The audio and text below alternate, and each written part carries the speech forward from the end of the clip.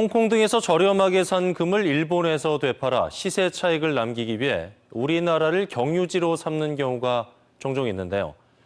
이 같은 수법을 쓰는 금 투자자들은 통상 일본 입국 시 금 운반책으로 아르바이트생을 고용하는데 이 알바생이 3억 원 상당의 금을 가로채다 경찰에 적발된 사건이 발생했습니다.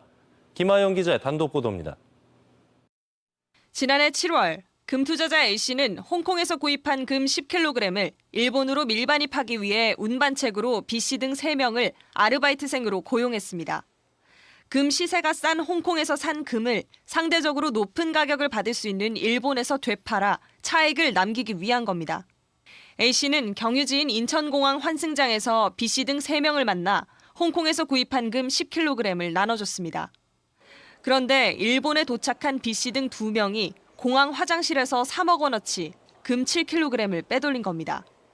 A씨는 이들을 경찰에 신고했고 경찰 조사 결과 이들은 금 운반 대가로 비행기 티켓과 숙박비 등을 받은 것으로 드러났습니다.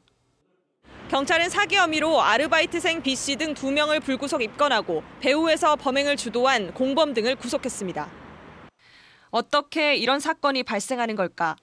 세관 측은 공항 환승장에서 금이 전달될 경우 우리나라에 정식 입국한 것이 아니어서 세관 신고 대상이 아니라고 합니다.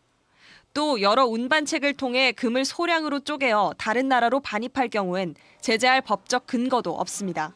그분들이 가져와서 나눠드리는 게 아마 이제 알바생들을 모집을 할 거예요. 인터넷 주문 사이트나 통해서 하는데 이제 그분들한테 나눠줘야지 적발 확률이 낮아지니까.